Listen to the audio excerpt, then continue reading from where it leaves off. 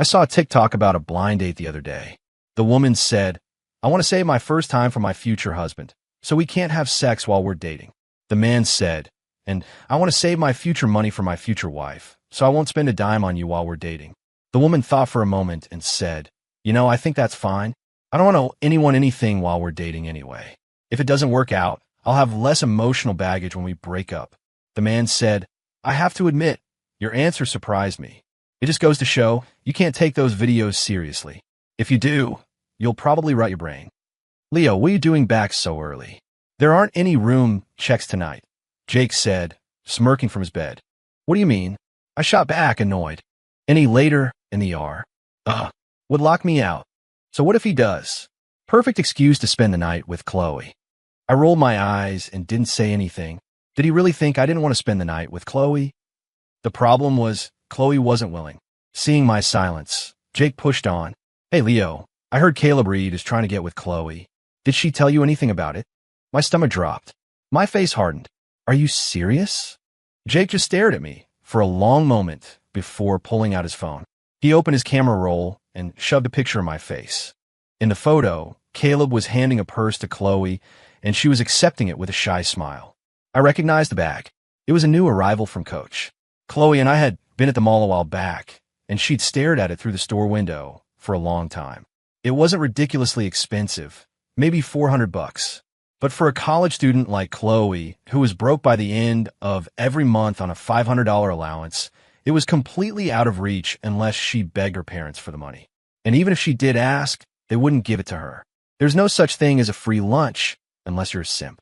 I was old enough to understand that much. Caleb Reed was a well-known player on campus. His family had some money, and he had a new girlfriend practically every semester. Anyone with half a brain knew that accepting a gift from a guy like that meant you were expected to give something in return.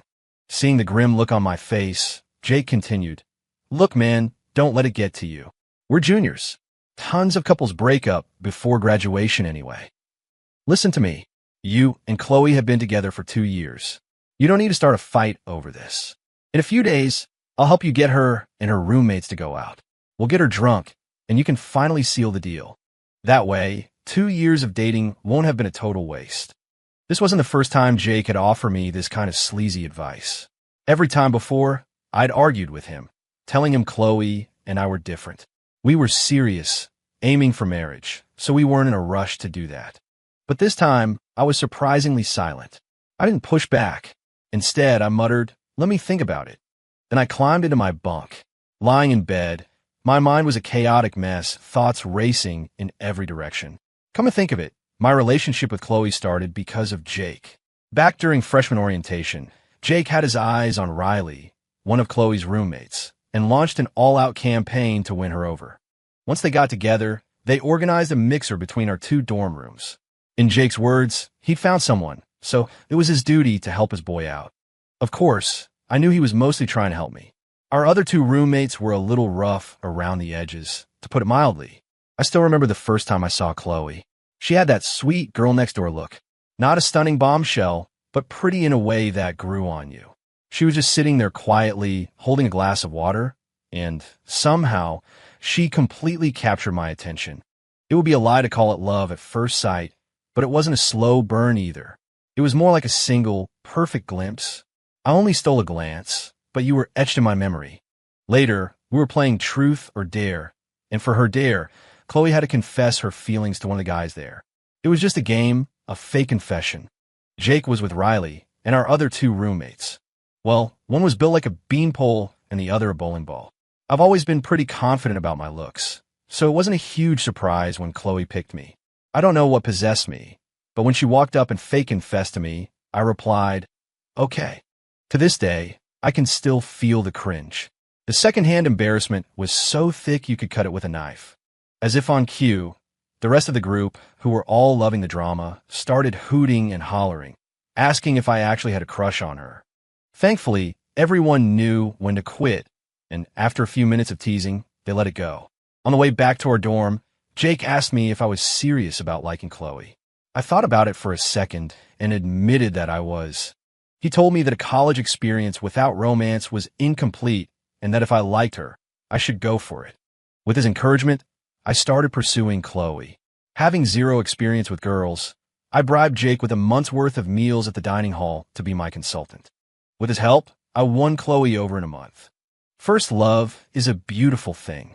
After Chloe said yes, we fell into that intense honeymoon phase. Chloe's style was simple: Nike, New Balance, sporty stuff. As a total rookie in the relationship game, I was so smitten that even wearing the same brands as her felt like a thrill. So I left all the designer clothes my mom had bought me at home and started dressing just like her. We were practically inseparable on campus, always stuck together. After dating Chloe for a semester, Jake pulled me aside one day, all mysterious. "So, have you sealed the deal with Chloe yet?" "Not yet," I answered honestly. As a healthy adult male, I'll admit I was curious about sex. But I was a virgin, and I had absolutely no idea how to bring it up with Chloe. So Jake, my brilliant strategist, came up with a plan. After a movie date one night, I intentionally dragged my feet until after the dorms had locked for the night. When we discovered we couldn't get back in, I suggested we get a room at a hotel near campus. Chloe wasn't an idiot. If she couldn't figure out what I was up to at that point, she'd have to be clueless. She didn't get angry, nor did she play dumb and try to dodge the subject. Instead, she told me straight up, "I was raised in a pretty strict household. I want to save my first time for my wedding night." It's a lie to say I wasn't disappointed, but I chose to respect her wishes. That night, we got 2 separate rooms. The next day, Jake eagerly came up to me, asking for a full report. When he saw the disappointment on my face, he understood immediately.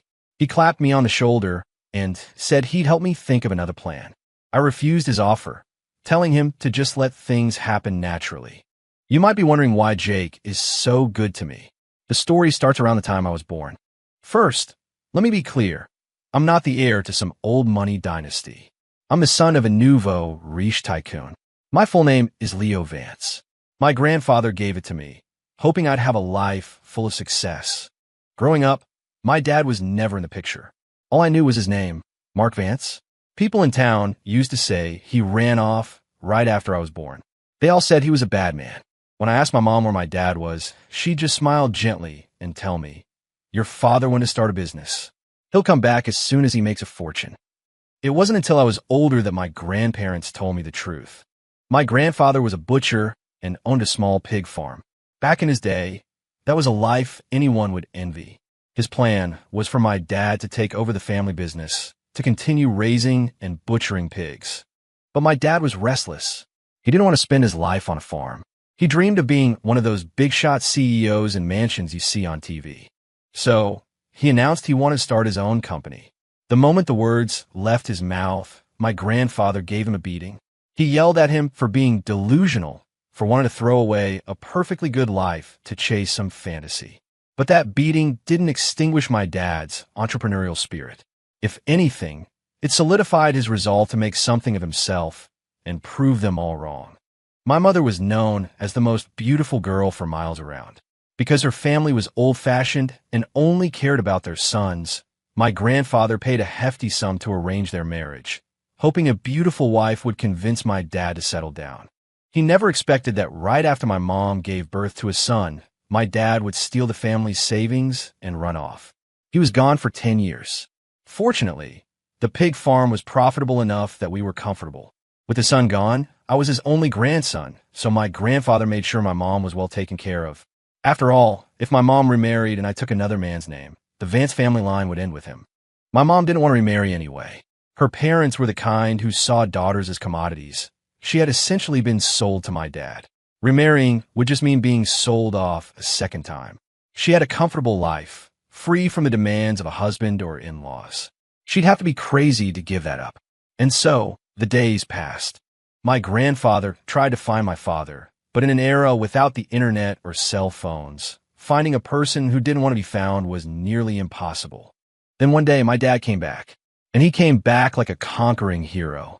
He had gotten lucky, catching the wave of a booming market, and had actually managed to build a successful company. A big one. And what was his business? Still pork. According to my dad, when he first ran off with his big ambitions, he was completely lost. He quickly realized that besides butchering pigs, he didn't know how to do anything. So, he got a job as a butcher at a local grocery store.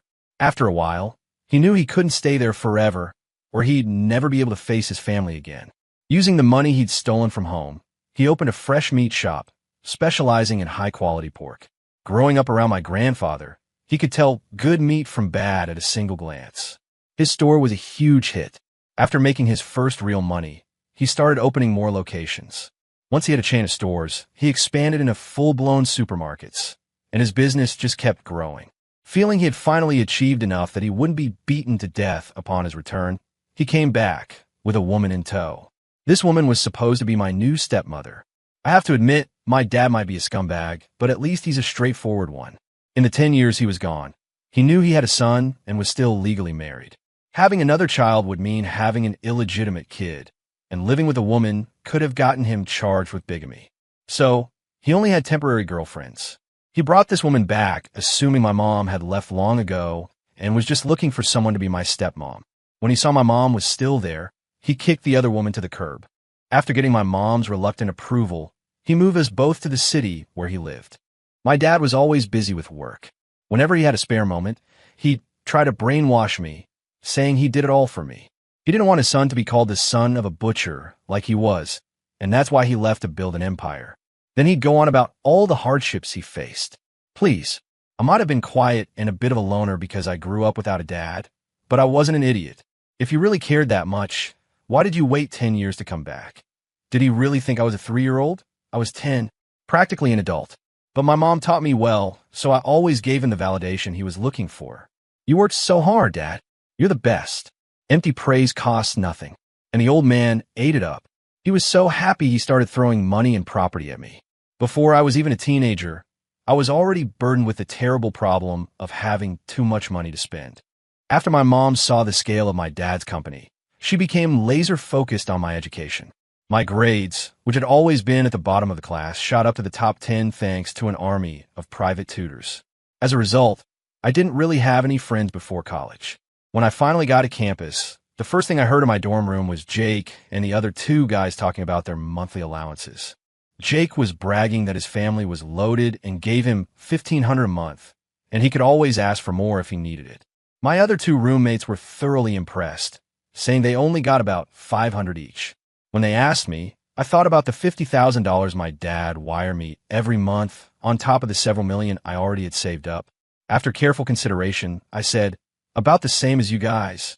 I came to college to make friends, after all. Standing out too much wouldn't be a good thing. Besides, I didn't spend much money anyway, mostly just on books, so I figured no one would ever know. The irony was, before I could be exposed, he was a fake rich kid. To get with Riley, he blew his entire month's allowance in 1 week and successfully slept with her. The price was that he was left starving in the dorm, without even enough money for the dining hall. Once his cover was blown, our other 2 roommates refused to lend him any money. Seeing him look pale from hunger, I loaned him $20. It was that $20 that made us friends. Throughout the 2 years I dated Chloe, he was always my consultant, plotting ways to help me finally sleep with her. To be brutally honest, I always thought he was more worked up about it than I was. But now, reality had just slapped me across the face. Chloe had betrayed me. A woman with a boyfriend accepted a gift from another man. It couldn't be any clearer what that meant. And I didn't doubt the authenticity of the photo for a second. A friend who's constantly trying to help you become a real man couldn't possibly have any ulterior motives, right? Rage flooded my mind. I was going to make Chloe learn that betrayal has consequences. Dude, are you okay? Jake asked with a worried look when I woke up the next morning. What's wrong with me? Go look in the mirror. I looked. There were dark circles under my eyes.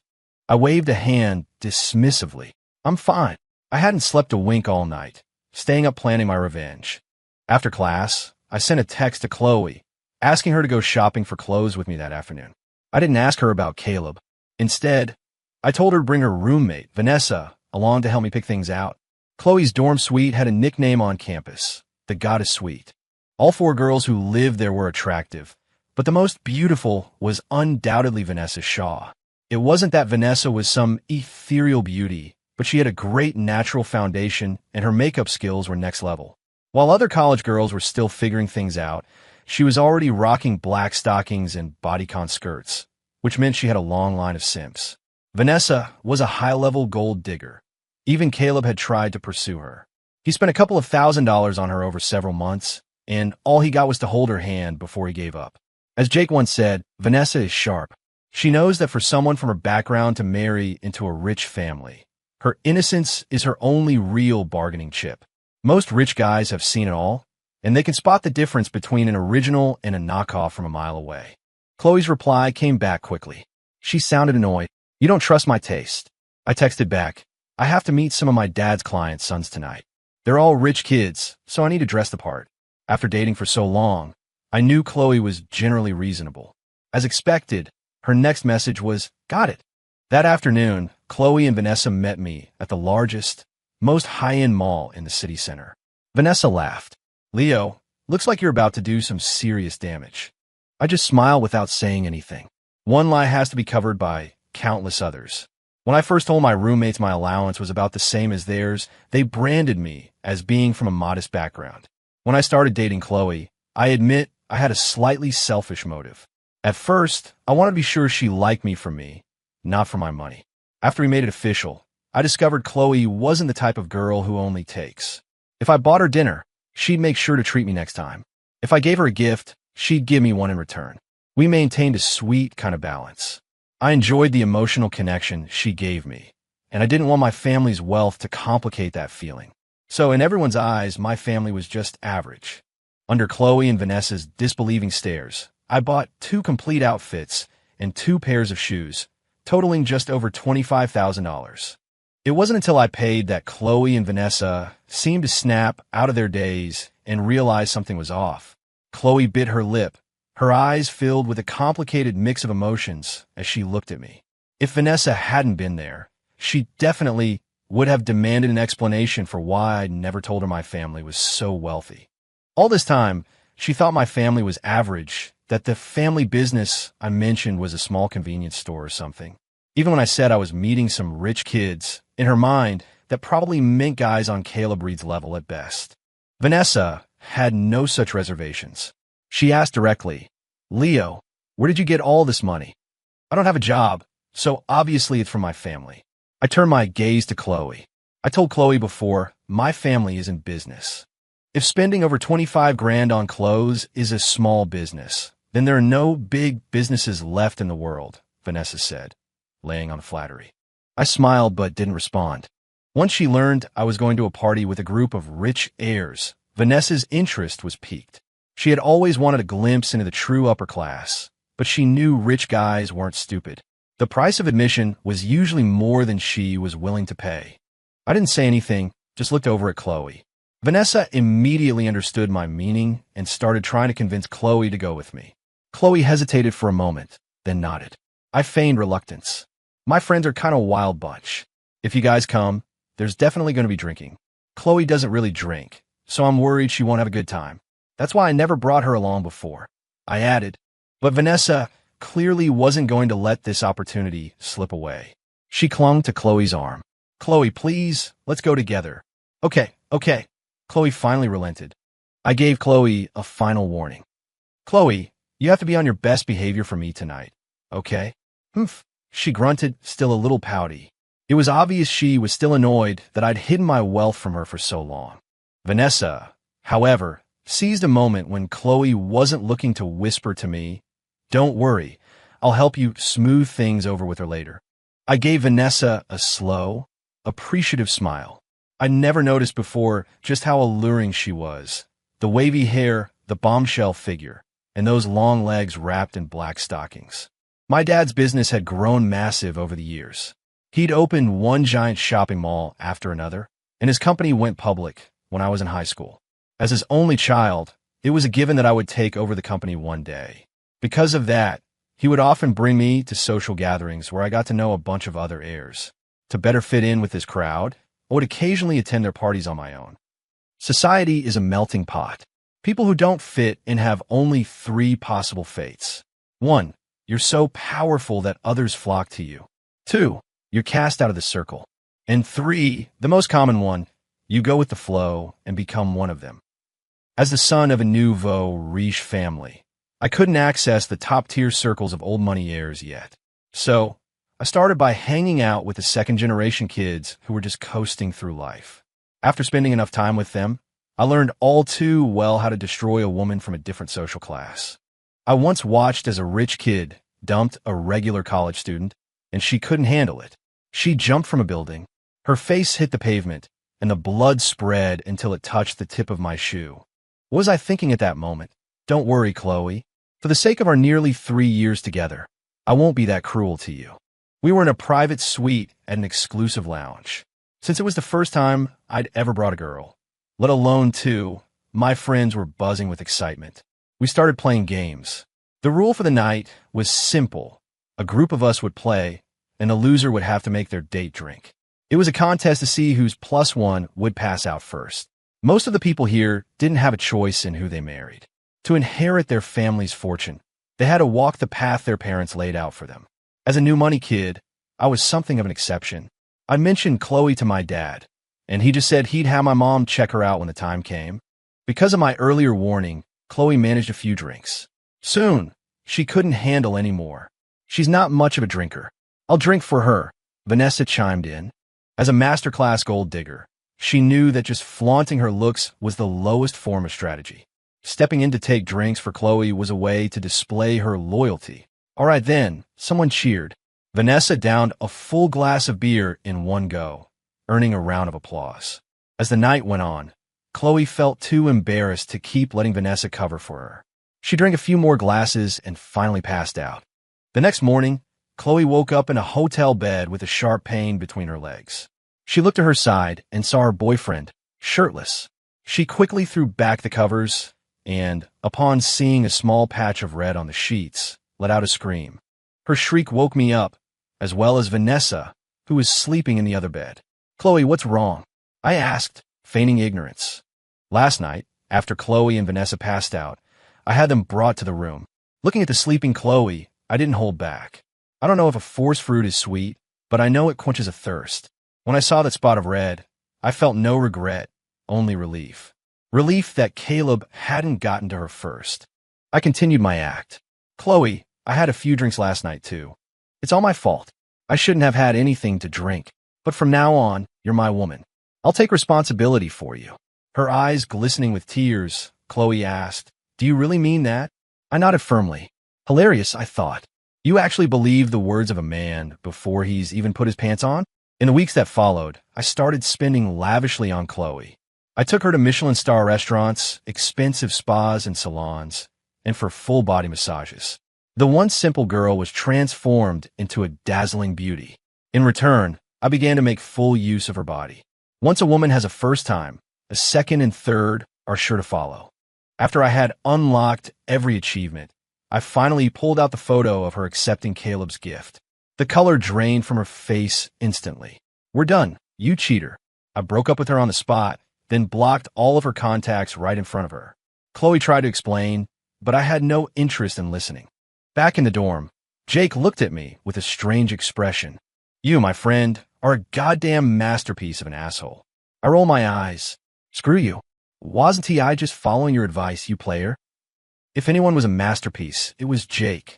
After his fake rich kid identity was exposed, Riley dumped him in a rage. But somehow, that guy managed to strike some kind of deal with her. Now, for a few days every month, right after his allowance came in, he'd take Riley to a hotel. Then he'd come back to me, broke and hungry, for the rest of the month.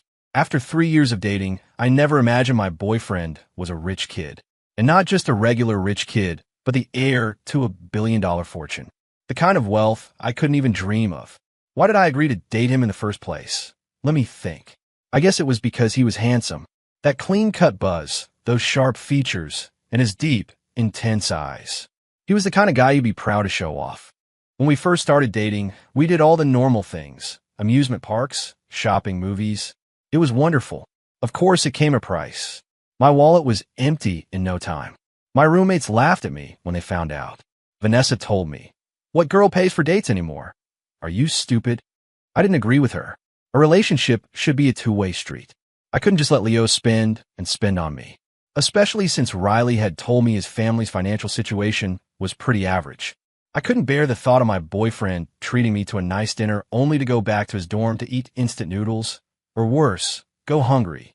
6 months into our relationship, after a date night, Leo suggested we stay out for the night. I knew immediately what he meant. I refused without hesitation. I'll admit, I really liked Leo, but I wasn't ready to give myself to him. My mom always told me that it's fine to date in college, but sleeping with someone is off limits. A woman's first time should be for her husband. I'd heard that so many couples break up after graduation. Many don't even make it that long. Look at Riley. She slept with Jake, and they broke up not long after. She spent days in our room, screaming about how Jake was a liar who pretended to be rich when he was broke. And more importantly, I had fought so hard to get out of my small hometown and into a university in a major city. I didn't want to go back. I wanted to build a career here, to be a professional woman in a high-rise office, sipping coffee. Honestly, I loved the feeling of being in love with Leo, but I was terrified about our future. I was scared that the man I married wouldn't be him, and that I would regret being impulsive now. Thankfully, Leo didn't get angry, and he never brought it up again. Happy times fly by. Here's a joke. I must have done something terrible in a past life to deserve my roommates. All three of them are real pieces of work. Amber was always decked out in designer labels. At first, I thought she came from a rich family. Then it came out that she was being kept by some older, married man. I finally got the courage to ask her why. We were at a top university. We all had bright futures. Why would she throw it away? Amber was blunt. Honestly, I didn't want to, but the man who was chasing me, he just offered too much. Then there's Riley. After breaking up with Jake, she went through a string of boyfriends before finally giving up and just starting to juggle several guys at once. She, too, was always dressed to the nines. And Vanessa was on another level entirely. She cultivated a whole stable of simps. If she wanted something, she'd just post about it on Instagram, and someone would send it to her. And her list of admirers was constantly being updated. I must have been a monster in my previous life to end up with these three. Over time, their influence began to wear off on me. I envied their $1,000 coats in the winter while I wore the same down jacket from last year. I envied their new designer bags while I carried a simple canvas tote. I envied them for being able to travel all over the country during breaks, while the only time I'd ever left my state was to come to college. But envy was all it was. My family and my boyfriend couldn't give me the life I was starting to crave. I never had a good impression of Caleb Reed. He was a player, the exact type of guy I despised. After failing to win over Vanessa, he moved on to Amber. After a brief fling with Amber, they broke up, and he shamelessly started chasing Riley. I never thought that after breaking up with Riley, he would come after me. How could someone be so shameless? At first, I ignored him, but he was persistent, though he was careful. Every time I started to get really angry, he would back off immediately. He found opportunities to complain to me about my roommates, telling me Amber was a sugar baby and that Riley practically charged by the hour. He painted himself as the victim. He said he wasn't a player. He was just trying to find a good girl to spend his life with. Bullshit. Who tries to find a good girl by hitting on someone else's girlfriend? But one thing he said struck a chord with me. He told me he was a local. He owned a car and a condo. If I were with him, I wouldn't have to worry about a mortgage for the next 30 years. He also heard from Riley that Leo and I hadn't slept together. He promised that if I agreed to be with him, he would respect my wishes and wait until our wedding night. I was a junior. Internships were just a year away. Once I started working, things like rent, transportation, and living expenses would become real problems. Caleb's offer was incredibly tempting. So when he presented me with the purse I had wanted for so long but could never afford, telling me it was a sign of his sincerity, I didn't refuse. As I took that bag, I was overwhelmed with guilt. I felt like I was betraying my 2.5 years with Leo. But I couldn't let go of the future Caleb was offering. I even started thinking, why couldn't Leo be rich? Even just an ordinary guy with a condo in the city would have been enough. My wish came true. Leo asked me to go shopping with him and to bring Vanessa. I was a little annoyed. You're my boyfriend, and you don't trust my taste, but you trust some other girls? Seriously? But when Leo mentioned his friends were his dad's clients' sons, I agreed. I'm not an unreasonable person, and having only ever worn sportswear, I really didn't have any experience with formal wear. At the same time, I was curious about the kind of party Leo was talking about. In 2.5 years, all Leo had ever told me was that his family had a small business and where his hometown was. Based on his spending habits and his style, which was similar to mine, I always assumed his business was a little neighborhood grocery store. I never pushed for details. You only need to know about someone's family when you're getting married, not just dating. So I was curious what kind of client's sons would require him to buy a whole new outfit. When we got to the most expensive mall downtown, I was stunned. We'd been here before, but only to eat in the food court on the lower level. We never set foot in the luxury stores upstairs. When Leo walked into a designer boutique, I thought he had lost his mind. I still felt like I was in a dream when he swiped his card for over $25,000 worth of clothes. When Vanessa suggested we go to the party with him, I was curious too, but I felt insecure in my cheap clothes, afraid I would embarrass him. Leo initially refused, saying there would be a lot of drinking. But after Vanessa begged and pleaded, I asked Leo to take us with him. I promised I wouldn't embarrass him. It turns out I was worried for nothing, but not in the way I expected. When we arrived, the room was filled with gorgeous women in heavy makeup. Even Vanessa, who was considered a campus beauty, was only average here. Leo, however, was completely at ease, mingling with everyone. I was the only one who was out of place. No one said anything, but their eyes were filled with disdain. I didn't dare leave Leo's side for a second. Being near him was the only thing that made me feel safe. From their conversations, I learned that his family did what I thought they did. They owned supermarkets, but not some small local store. The massive shopping center attached to our university campus, that was his family's. That night, they made me drink a lot. The next day, I woke up naked in a bed. Discovering I'd lost my virginity, I was terrified. Would Leo still want me? Would he take responsibility? After finding out he was a super rich heir, I was filled with insecurity. Thankfully, he was a good man. When I got back to campus, the first thing I did was return the purse Caleb had given me. That bag, which I had once coveted, now felt like a ticking bomb. After returning it, I finally felt a sense of relief. In the days that followed, Leo took me to all sorts of high-end places. I got a real taste of what it was like to be rich. For a while, I felt like the ugly duckling who had turned into a swan. But beneath that happiness was a deep-seated anxiety. It was different now. Before, my relationship with Leo was one of equals. We weren't strictly 50-50, but we both contributed. But now, a single dinner we had cost more than my allowance for 2 months. A piece of clothing he bought for me on a whim was worth more than my dad's salary for half a year. How could I ever repay him? He gave me diamonds. Was I supposed to give him glass beads in return? And then there was Vanessa. After she found out about Leo's status, she stuck to us like glue, tagging along on every single one of her dates. I knew exactly what she was thinking. Bitch. I became submissive. I started to carefully please Leo. I let him pose me in any way he wanted, even when he wanted to put a collar around my neck. All he had to say was, "Don't you love me anymore?" And I lost all courage to refuse. I told myself it was okay. Leo would marry me one day. What was wrong with such an exceptional man having a few kinks? After a while, I even started to enjoy it. I was lost in a world of luxury and pleasure. On the last day of my junior year, I was thinking about not even going home for the summer, just so I could stay by Leo's side. That was the day he broke up with me, completely out of the blue, showing me the picture of me with Caleb's purse. In that moment, the world started spinning. I tried to explain, relying on my last shred of sanity, but he didn't give me the chance. He just said, "We're done, you cheater," and walked away without a second glance. When I finally came to my senses, I was furious. I started to wonder who had given Leo the photo. One person immediately came to mind, Vanessa. After I found out Leo was rich, I didn't tell anyone in my dorm, and neither did Vanessa. We had an unspoken agreement to keep it a secret. That's why I never confronted her before. I was afraid she would spread the word, and other girls would try to steal Leo from me.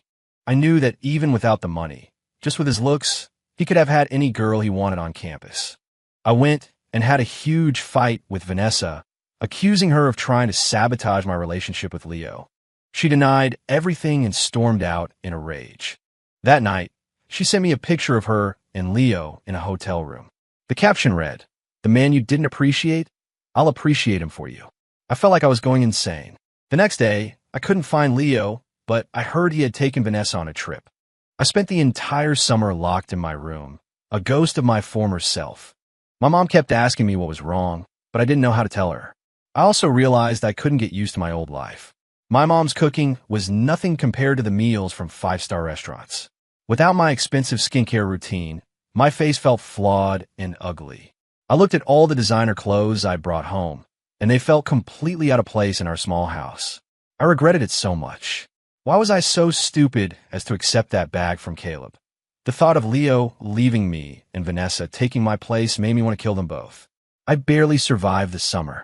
On the first day of senior year, I dressed up carefully, hoping to win Leo back. All I got was a cold, indifferent stare. He looked at me like I was a complete stranger. He ignored me, moved out of the dorms, and started an internship. I couldn't even get a chance to see him. I was like a madwoman. I ignored my internship, my thesis, everything. My only goal was to get Leo back. When I couldn't find him, I got into a physical fight with Vanessa. She just moved out to live with Leo and then told everyone about how I accepted a gift from Caleb and got caught. I wanted to murder that bitch. Fortunately, it wasn't long before she got dumped too. Just before graduation, my academic advisor, concerned about my deteriorating mental state, asked Leo to talk to me. That was the last time we ever had a calm conversation. He explained that he broke up with Vanessa not because he missed me, but because he found out she had secretly tampered with her birth control. He said he didn't like manipulative women. He also said he would never forgive me for my betrayal.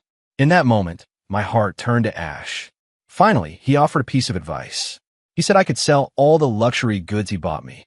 He wouldn't ask for them back. I could use the money to make a down payment on an apartment in the city or buy a house back home. He was so good to me. It was I who had wronged him. I don't think I'll ever forget him in this lifetime. My name is Chloe Miller. For Leo Vance, I was just a free trial. Epilogue 2. 40 years later. Caleb Reed. God damn it. I've been a shark my whole life, only to get bitten in the end. Brenda, you're a cold piece of work. Tell me, which one of those bastards is this kid's father? Brenda, don't ask. There were too many that day. I honestly don't know. Besides, your entire fortune is in his name now. Can't you just pretend he's yours? What good would it do you to blow this all up? Caleb Reed.